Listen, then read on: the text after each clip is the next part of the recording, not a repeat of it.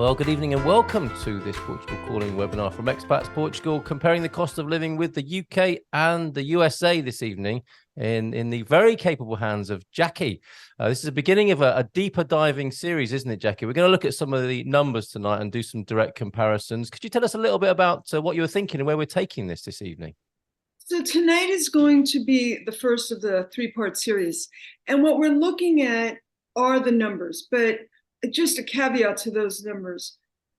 They are numbers from a consumer's point of view, not an expert. So it's my experience as a consumer in Portugal combined with my research. So we're basically, the idea is to help everybody understand the differences. You may find in your experience or your research, maybe some different numbers, but you will find that consistently, what the numbers show is that, and what we know is that Portugal is an amazing option. Mm-hmm. And so this first webinar is just going to talk about those numbers. We'll touch very lightly on going behind those numbers, but that's for the next webinar. So Let's get started. Yeah, and we welcome your questions, of course, in the chat. And if you're living here, your contributions as well from our website, expatsportugal.com. Don't miss this opportunity.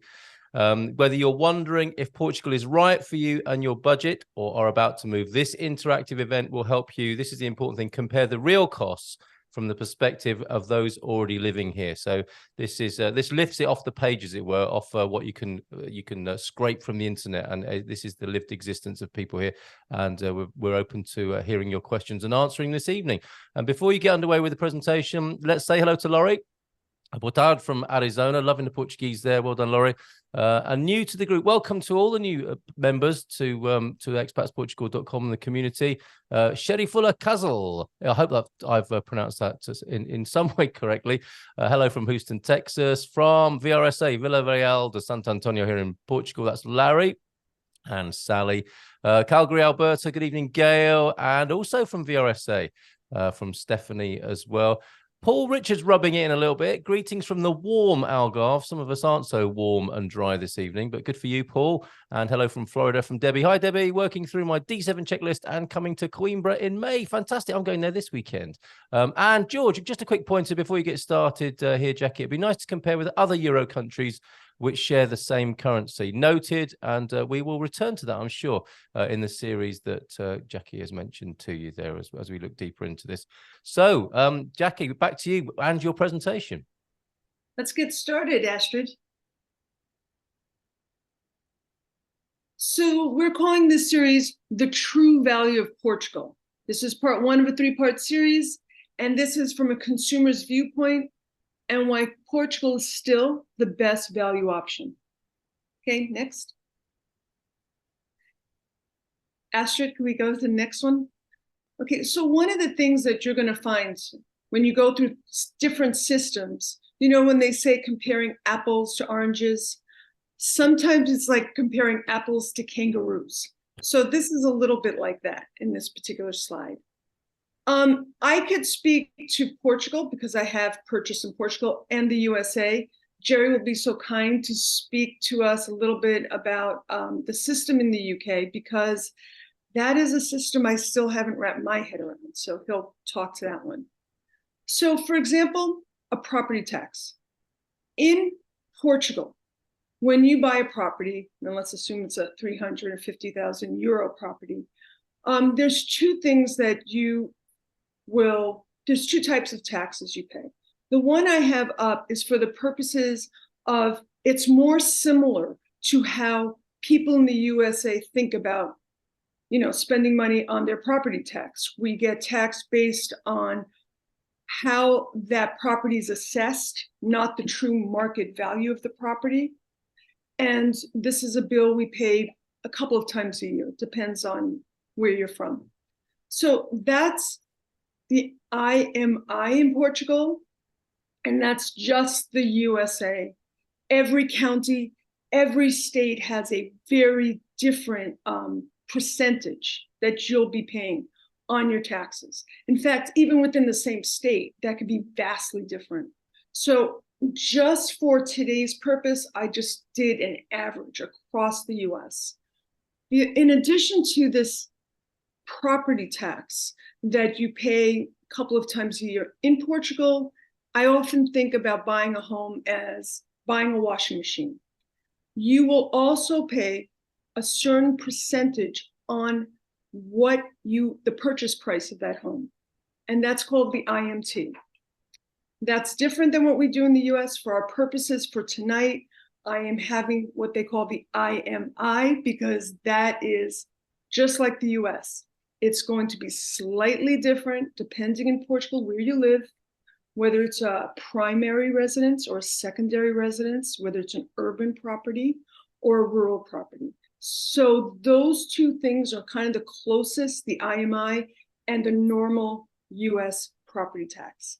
Now, Jerry's going to explain the UK. When he told me about this, that it was done in bands, I just didn't even know where to begin with that. So, Jerry, could you explain the UK and your experience? All right, I'll try. I don't know whether I can explain it totally, but in UK, this is called council tax, and it covers things like waste management, street maintenance, lighting, libraries, the police services, and that kind of thing. And it's very, very similar in Portugal. It's assessed based on the local council's rating of your property, not necessarily the sales price. And for an average house costing 350,000 euros in the UK, the property tax, from best I can find out, would be about 3,400 euros per annum. And in Portugal, it would be somewhere around 300 euros, maybe even less than that per annum. To give a really good comparison, my property in Portugal is very similar to the property that I used to have in the UK. In the UK, that property now, the council tax on that property is now almost 4,000 euros a year. In Portugal, the council tax on my property here is 306 euros per year. That's the difference. And Jerry, I think one thing that and correct me if I'm wrong, all three, a lot of what your tax assessment is also based on is how wealthy they consider that particular municipality, that parish, that county in the US. So in that way, the IMI is very similar, I believe, to how the UK does a tax assessment and the USA does a tax assessment. Yes, I might be corrected, but from what I can see in the UK, it doesn't vary that much, surprisingly. It might do in the centre of London, but I mean, I looked at somewhere like Cambridge, which I would consider to be a wealthy area, compared to somewhere in Suffolk in the UK, and also I looked in Guildford in the UK, and I still came up with this figure of 3,400. So I don't think it varies that much. Maybe a few euros difference across those locations. And if you're coming from the US, you'll know that a place like Alabama may have about 1% of for that tax assessment on how they have valued your property in the tax assessment, to New Jersey, which is the highest, which is I think 2.25. That's a very wide range. So so even trying to wrap your head around something like that and trying to give just an average number was a little bit tough for this exercise, but we wanted to give everybody a sense of it. When we do behind the numbers, we'll get a little bit deeper into all of these slides you're about to see.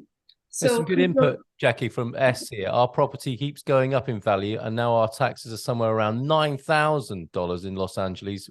That's almost triple the amount it was when we bought our home. So that's a nice little illustration from the USA there. And what's interesting about tax assessments, it's usually less than the market value of your home. So yeah. And the same holds true for Portugal. You'll find the same scenario in Portugal, usually less than the market value. Could I add as well that with the IMI, that's something that's paid by the owner of the house. So if you are renting, you don't pay that. It's the owner of the property that pays it. In the UK, for example, you pay it whether you're buying or renting. But here in Portugal, it's very interesting. Only the owner pays IMI, and renters don't pay that cost. Same in the USA. In fact, that's a very interesting point. That would be unheard of in the USA, and it certainly doesn't happen here. It's the owner of the property that pays the taxes. Great, thank you. Okay, I think we're ready for the next one, Astrid. Okay, so average cost of gas per liter. As you're seeing, I'm trying to be consistent here. So I didn't go by gallon and I didn't go by dollar. So we could make a much closer comparison. So here we see the UK, 1.77, Portugal, 1.78, and the US, 0.91. So this is probably the best slide for the US, but this is probably for the US where it begins and ends in terms of any kind of real value for what you're getting. And as you know, in the US, it depends where you buy your gas. The gas price in California is much higher than it is, again, in New Jersey. So people from the US will go, wait a minute, my gas prices are significantly higher than this. The US is a huge place. I think of it as many different countries because that's how wide the variables are. So just something to think about. I think if it's okay, Astrid, the next slide, please. Okay, this is for you movie lovers. Okay, the average cost of a movie, adult peak time. Now, we do know there are all kinds of very fancy movie theaters in the US and in the EU, where you even have tableside service and, you know, the legs go up and you're in a massage chair and whatever those things are. That's not what we're looking for. We're just looking for basically the average price of a ticket. And one of the things that my husband and I, when we first came here, I mean, we didn't speak the language. So one of the things we used to do is love to go to the movies because it's all in English. And so and with Portuguese, sometimes you get Portuguese subtitles, which is a great way to learn Portuguese if the subtitles are there. And honestly, it's a bargain. I mean, from what we were paying in the US, especially in the big cities like New York and LA, you know, we're seeing the same American movie, not dubbed, and enjoying it in Portugal. So we always find that one of the many thrills about living here in Portugal. So, okay, next one. Okay, and I think Astrid is kind of our expert here. The average cost of private school. So the private school in the US, we think of two different types of schools. I mean, there are international schools in the US, but basically there are public schools and private schools.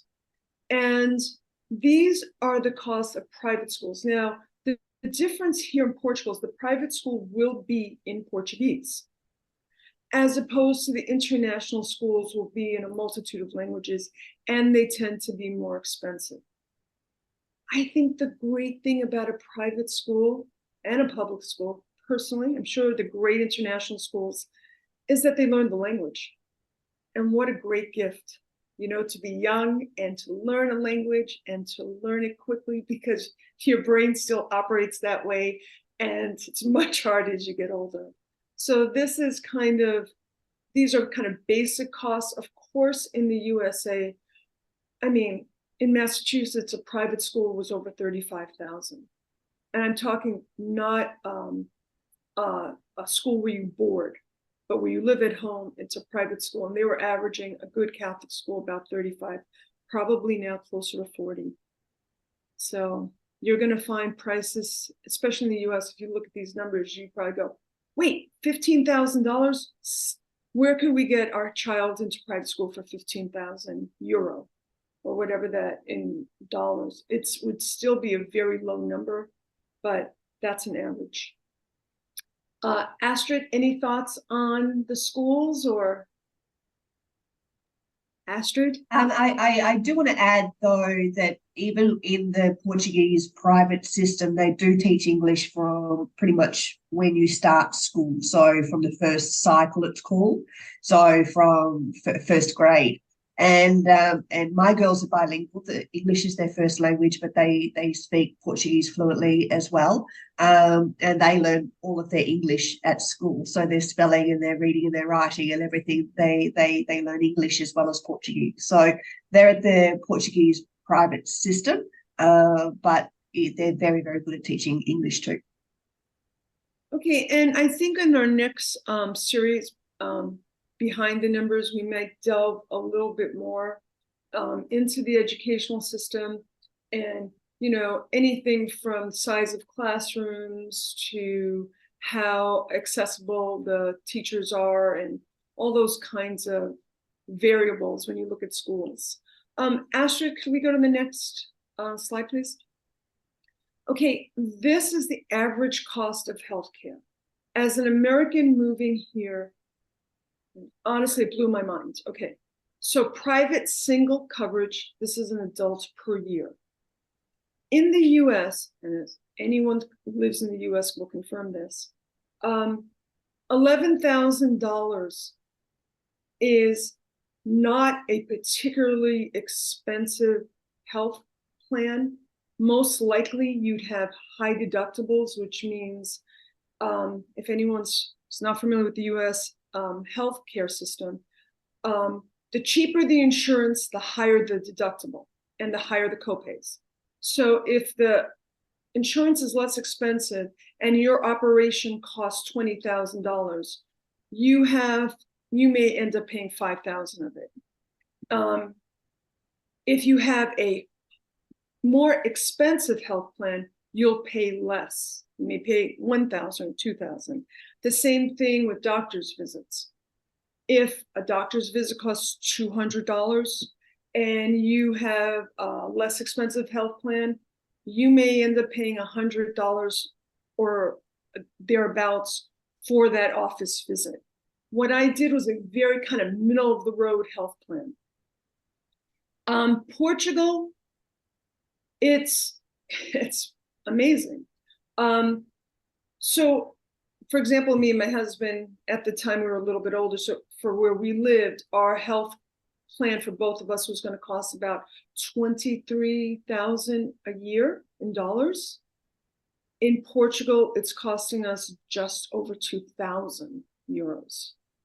That's a huge differential. It's socialized medicine.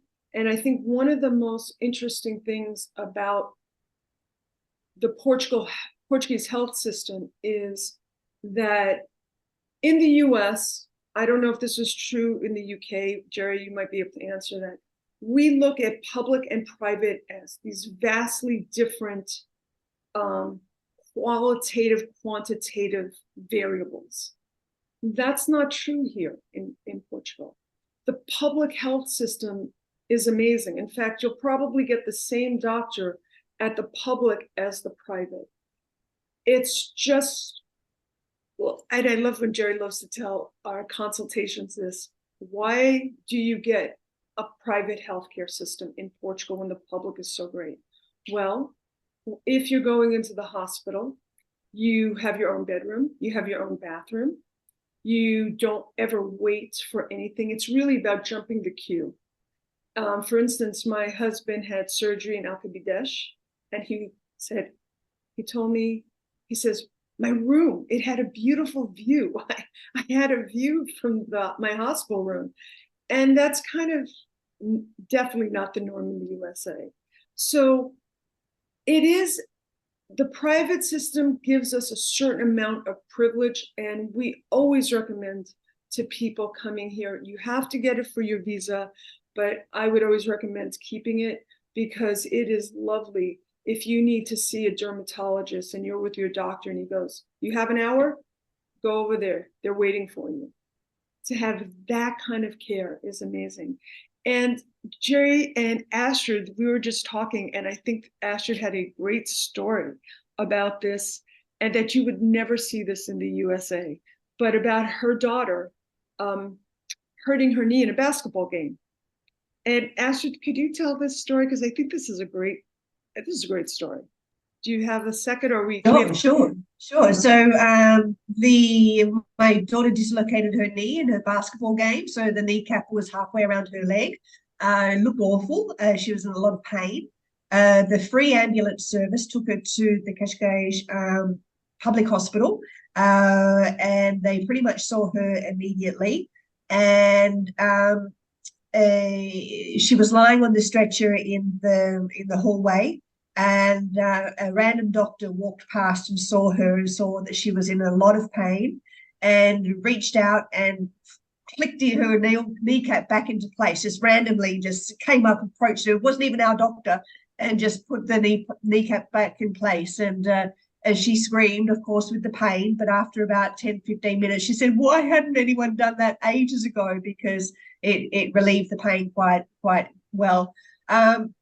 We were then seen immediately. She had x-rays done with the public sector. She's got saw a pediatric doctor. We've got a follow-up coming up on the 19th, and our bill is free. Zero. And for me, that story is amazing for so many levels. And we had this conversation, the three of us, and what it tells me, and at the risk of sounding cynical, because I lived in the US my whole life, the doctors here, and Jerry says this in every consultation, they're more about keeping you well than just curing you when you're sick. Additionally, you don't feel that they're working for the insurance company. You will feel that they're working for you.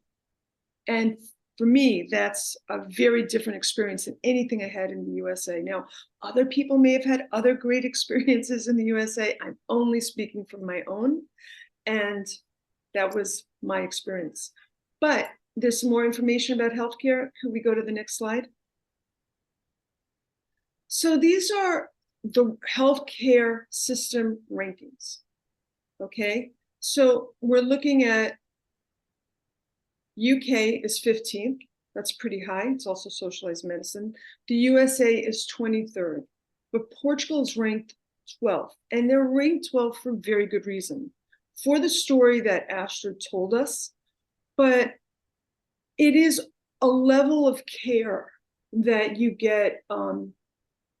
Honestly, in the US, I never had experienced this, and I lived in Boston, where we had the greatest hospitals in the world. I mean, Harvard and everything is there. But I never felt that I got the same level of care in the US. In fact, I often felt very rushed through the process. That is not an experience I've ever had here in Portugal when receiving care. And unfortunately, I had a few issues while I've been in Portugal. And it became more and more and more clear why Portugal is ranked so much higher than the US, just in my own personal experiences of receiving medical treatment here. So if you decide you will have a choice to keep your private health care, I will strongly recommend keeping private health care for many reasons, but the biggest one is getting in front, jumping the queue whenever possible. So Asha, can we go to the next one? So everybody eats differently. We all have different experiences. This is an average grocery bill. So in the US,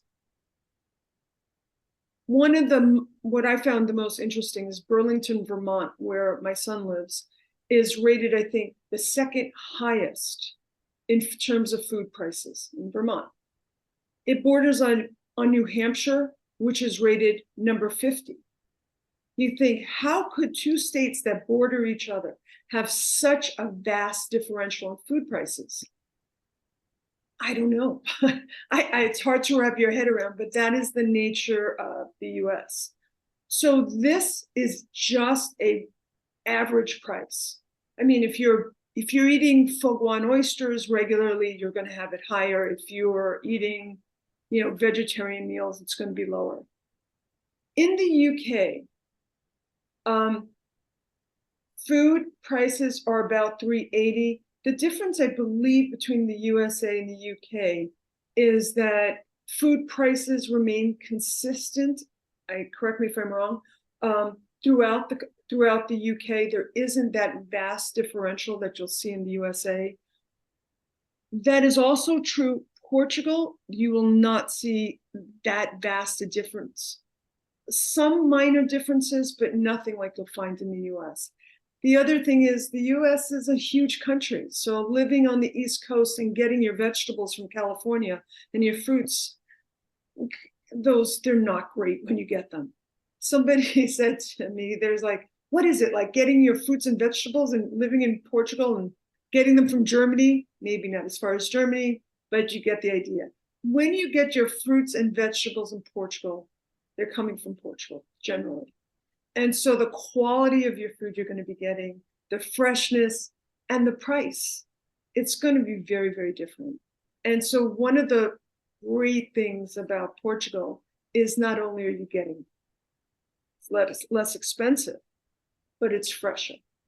Currently, I'm in Manhattan where the food prices are insane, but that's a whole nother animal. I think Manhattan, New York City is like probably one of the most expensive places. I think they're number 2 after Hawaii. But this is one of the other great things we love about Portugal, our food prices. Astrid, the next one. Okay, this is average plane fare. And when we go behind the numbers, we're going to teach you about Ryanair if you're from the US and have not taken Ryanair. So we're trying to give roughly about 1,000-mile trip. I mean, if you're smart, you use your miles, you plan 6 months in advance, you're going to get very different numbers. Here, you see London to Lisbon, about 164 euro round trip. Portugal, Lisbon to Paris, about 130 euro. USA, this is high season direct round trip. USA to New York City to Dallas, 476. Now, you can get a round trip ticket between Lisbon and Paris on a deal on Ryanair for 50 euro. I mean, that's not unheard of. That wouldn't get you very far in the US. I don't even, that's like a bunch of subway rides here in New York City. So that's kind of the difference. And if you're coming to Portugal because you want to explore the EU, I am telling you that I don't understand why gas is more expensive here, but flights are so much cheaper. But it is one of the benefits of living here. And I think you will, if travel is one of the reasons you're coming, there are so many ways, and we'll talk about that in behind the numbers. Could we go to the next one? Average monthly transportation pass. In the US, about 82, Portugal, about 40 euro, and UK, 129. And each of these systems is different. I know in the UK, it depends on how many areas you're covering. Same might be true in the USA. One of the other things about, especially where I live, if you're a resident of Cascais, you could ride those buses for free. There's lots of free buses going all through Cascais. And that's also one of the great benefits of living here. Can we go to the next one?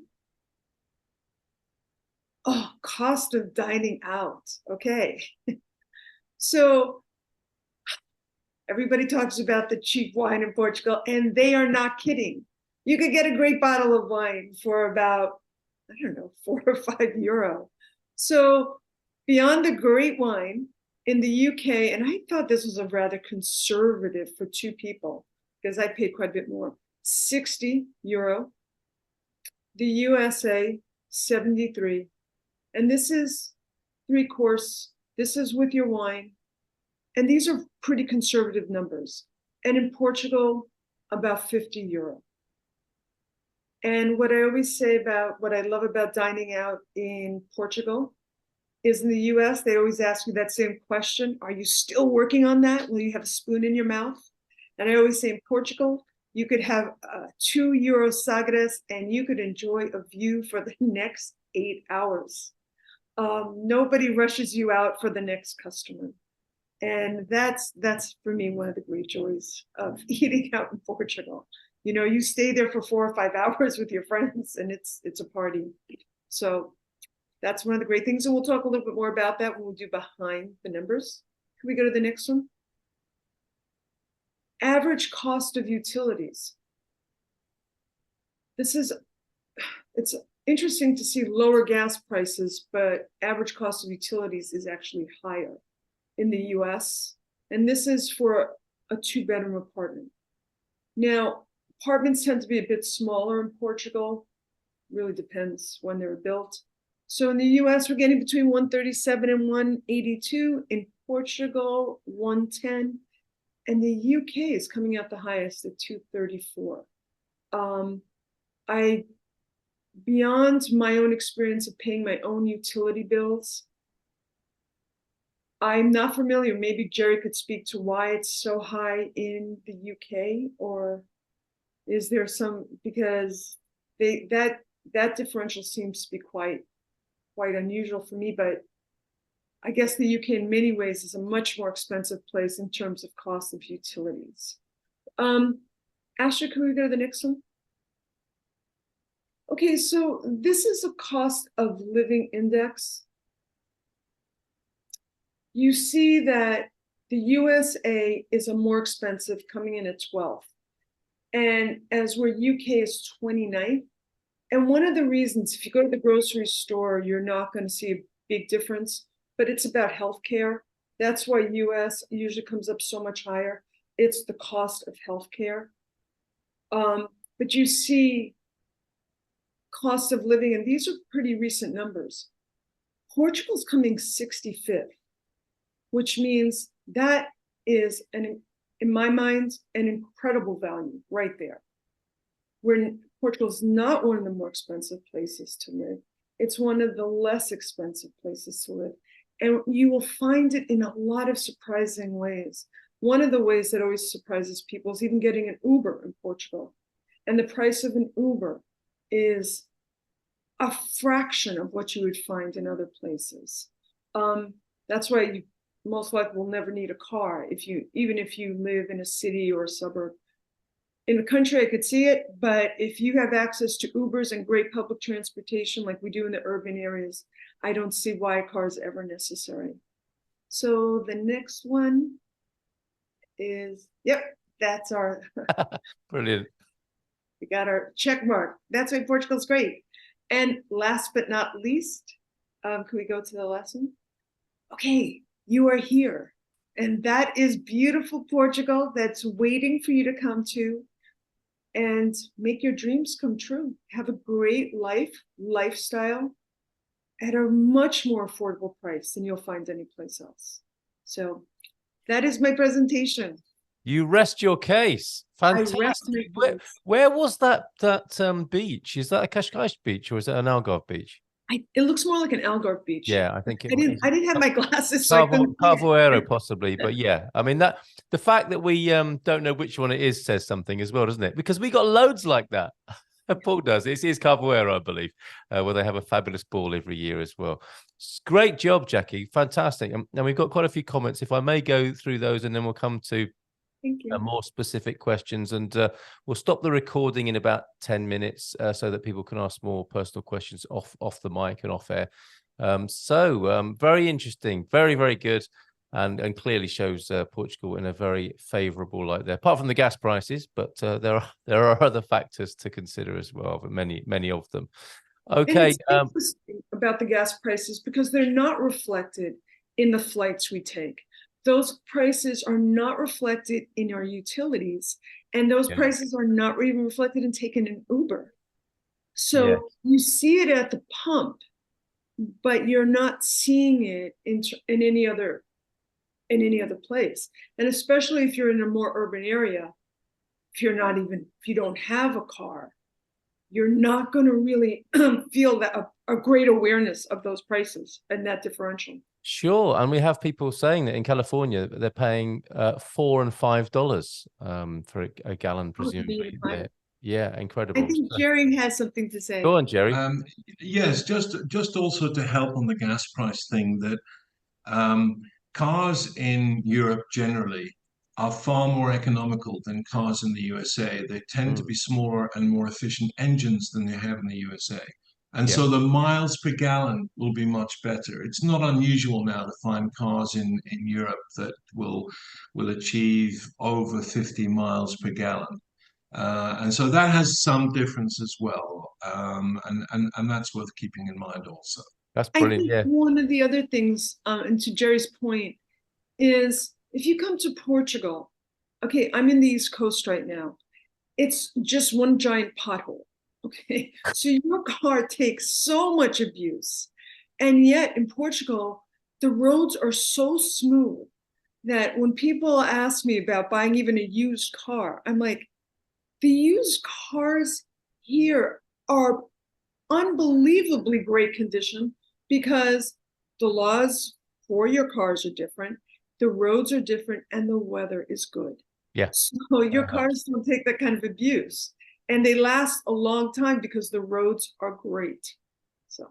Yeah, brilliant. We've had Grace join us from Seattle tonight, S from Los Angeles, Barry pointing out that there's a new full member. So thank you, Barry, from Los Gatos, California. Paul in from San Francisco in the Bay Area, of course. And Jose Cruz, Bonite from Santa Cruz this evening. And Koshal, who was paying a lot for a sandwich and a drink. We'll find out more about that in just a moment. As well as I scroll through these. Yeah, Grace, thank you very much. In Seattle, our property taxes have doubled in 10 years now, around $9,000 as well.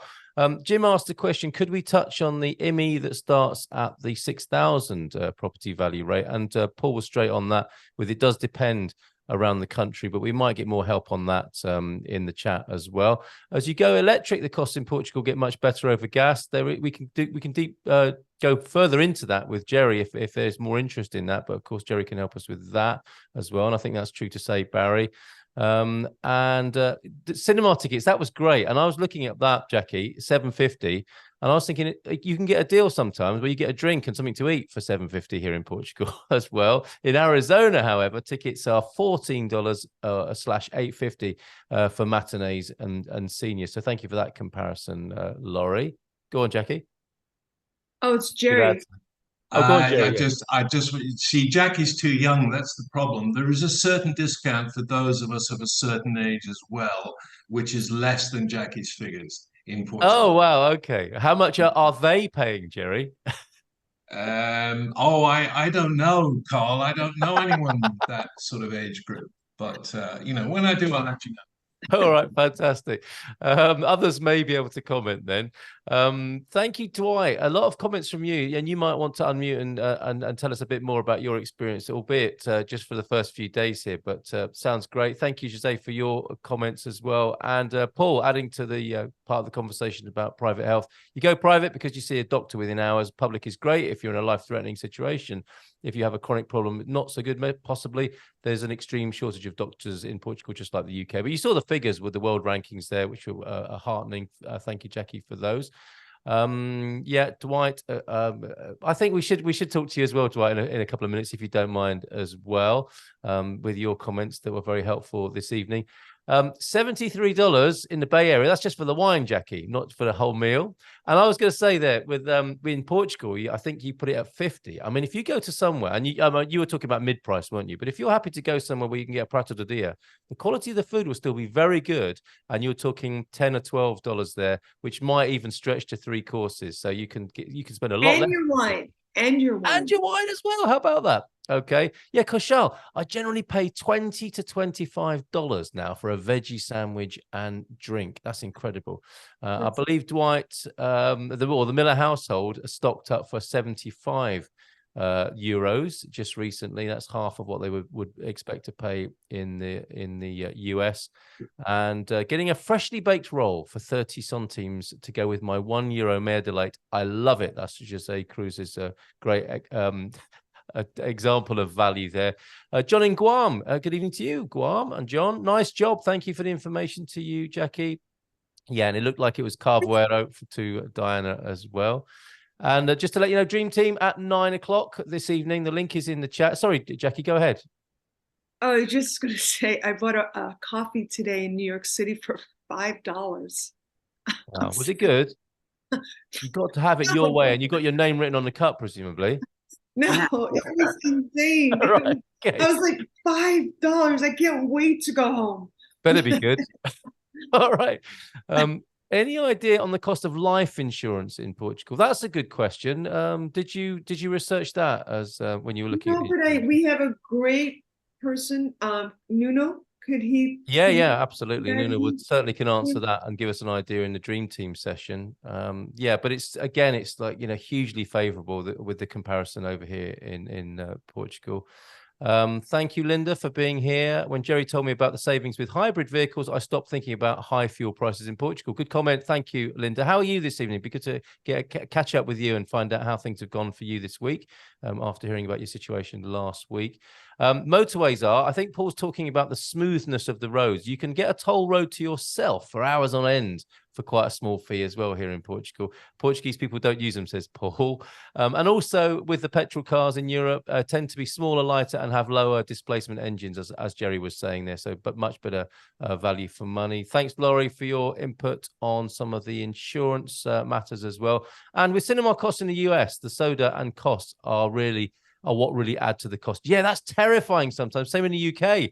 If you say, have what you want, we're going into the cinema, it's like suddenly becomes 30, 40, 50 quid's worth of spending there.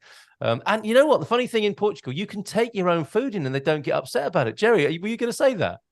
That's exactly what I was going to say. And also that they usually have an interval, so you can go outside and you can buy an ice cream at somewhere else and bring it back in. And nobody is bothered about you doing that. Yeah, because in the UK, we'd have put that ice cream inside our vest, wouldn't we? To smuggle it back into the cinema, which is an awful mess come the second half of the movie. And in the US, most of the money is made at the concession, not at the ticket sale. Yeah.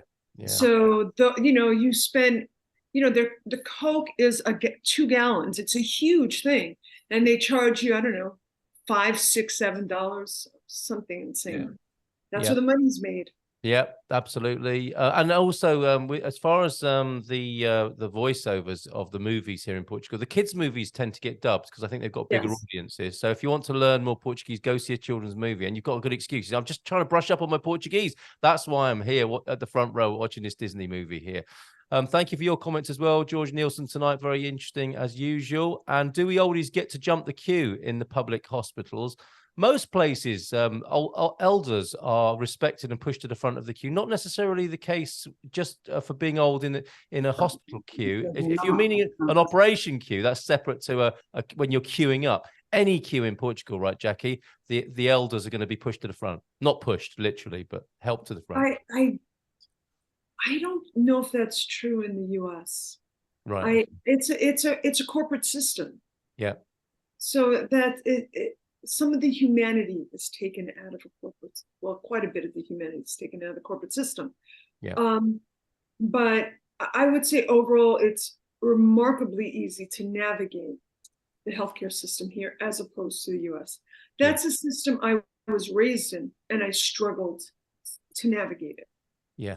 Yeah, I think probably Linda does mean, do you get to jump the queue to see doctors? I don't think so much, but I imagine that'll be factored in according to the doctor's consultation and how they see your prognosis and diagnosis there, Linda. So some people might want to comment on that from their own personal experience. A controversial tone for a moment. Sorry, Jerry, did you want to add something to the hospitals? Yes, I'm not quite sure I fully understand the question, but if you're in the private system as I am, I can get same week appointments. I can go online and call up my doctor online and see his availability. Yeah, so the issue about being pushed to the front of the queues is less relevant in that case if you could just get to talk to or see your doctor anyway. Carl, just one thought here. Yeah. One of the things about the US system, if I'm Blue Cross Blue Shield in Massachusetts, I travel to California and I want to see a doctor, that is a huge problem because my health insurance is in the state of Massachusetts. If it's an emergency, that's different. But if I wanted to see a doctor in California, that's not the case. We've seen the cost of that flight as well.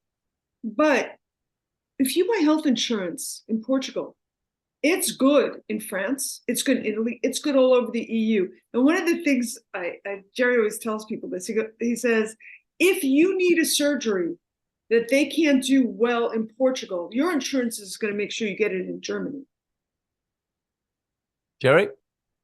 And no, not quite, Jackie. I think. Okay, got that wrong. I'm sorry. Yeah, that's something that I happen to have in my policy, but I don't think it comes as standard. I think it is limited to Portugal, but I think you can add on to get services in other parts of Europe. I think that's something we'd have to sort of double check. That's a Nuno question. It's a Nuno question. And a health tourism question as well, Yeah. I guess, well. Another possible spin-off. So thank you for that, both of you, Jackie and Jerry there.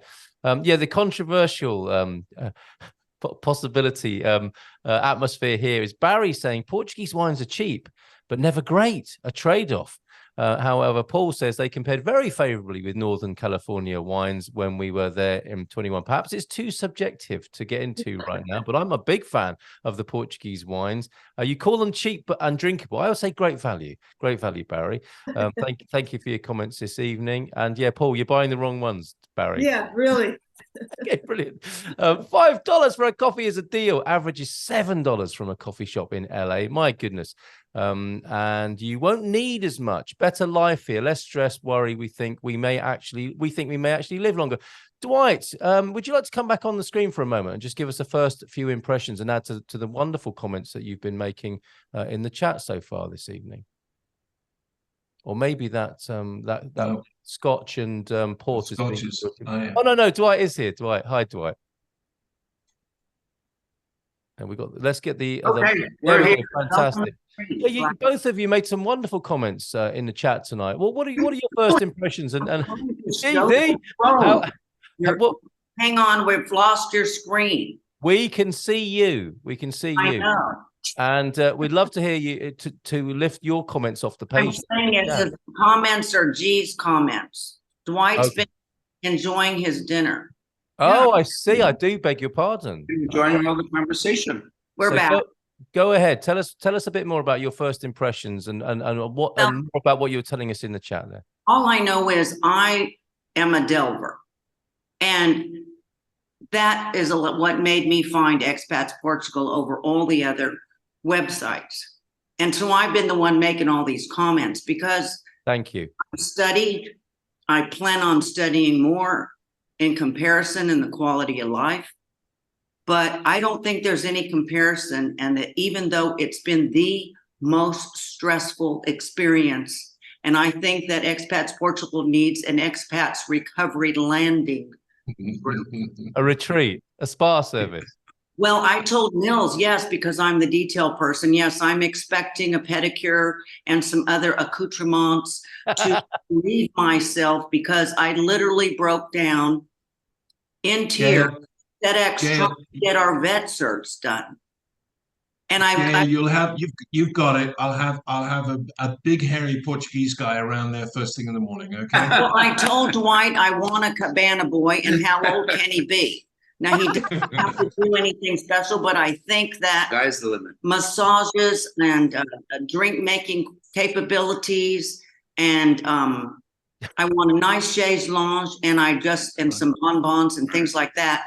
Jokingly, right. I'm serious. Right. Trying to get the vet certs in time, to have them stamped in time. And luckily, I found a woman in New Jersey for TAP Portugal that got our vet certs assured an hour before we left to take the pets in. Wow. Because the details of making sure that nothing falls through the cracks that's going to affect the next crack is crazy. And I'm a detail person, but I'm detailed out. Now, honey, I Carl, want a nice Santa Boy, and if Carl, Jerry can find me one, that would be fantastic. what was We're the working on it, Gail. We're working on it. Go on, Dwight. what was the original question? I thought you might. Yeah, I got distracted there. I was wondering if you wanted to just, talk more about what was being said in the chat and your first impressions of being here. You said you bought groceries at half the price that you would expect to pay in the US. Your health insurance situation is so much better than it was in the US. You're between us 3 or 4 times, and we've enjoyed Portugal very much. The prices are wonderful. When you're visiting, you don't get so much into the bureaucracy and all of the paperwork and the stamping and the please wait here and all of that nonsense that we went through yesterday and a couple days before. But so we found Portugal. You know what? Jerry's mentioned it many times, but perhaps it's not as popular a topic as it could be. And that is the loveliness of the people. Yeah. We ran out of heat in our home because the caretaker didn't understand the heating system and the electrician / plumber couldn't make it out. Our neighbors stepped up and gave us some firewood. They gave us a place to stay momentarily while we were waiting for our caretaker to come with the keys for the house. And people have this wonderful ability to step in and help when it's most needed. And I think that's worth a lot of taxes and lower. It is, isn't it? Thank you. And Jackie knows a lot about this. Go on, Jackie, because that's your experience as well, isn't it? So that you're allowed to ask, I need help. Will you help me? And they have already said, we're here for you. You feel like you're part already of a community that I personally, and Dwight has said, we've never felt, even among family, that we said, we know you have some wood, our heat's not working. Can we come over? And he has a stash of wood under his house that could feed this whole community for years and years. And he gave us 6 bins of wood nearly. So we're going to be warm. And we were freezing our arses off last night with 4 kitties in our all the warm clothes we had piled on our air mattress. But we made it through the night, and it'll be warmer tonight because how wonderful. And you know something, that has been my experience, and I think we're really gonna, and I'd love for you to partake when we go beyond the numbers for the love of Portugal, because my experience during a pandemic and in lockdown in my building, and I was at that point, we hadn't bought our apartments, we were just Airbnbers. My building helped my husband and myself in 1,000 ways, so many ways that the #1 magazine in Portugal, Visão, actually, I was in that magazine talking about how people treated us in that pandemic. And I always say we didn't make friends, we made family. Beautiful. Yeah, it's a very, very different experience. We've come full circle with you and your wonderful presentation tonight. I think we should stop the recording there and we'll go to a few more questions because we need to talk about this 2 hours of massage because it is actually proving to be a very popular suggestion. Hours, is that all? Come on, ready. I need a 6 month. The spa, I'll just loosely call it the spa experience. We're going to talk about that. So thank you. Gail, that's all the time I have tomorrow. It's 2 hours on nothing. Sorry. I hope Lucy doesn't mind, Jerry. She'll take it. She'll take it. Okay. I'm serious. The Millers, thank you so much for your input and everybody for your wonderful questions, and especially to you, Jackie. Great start to this series. Looking forward to the next one already. Let's pause the recording there. Thank you, Jackie.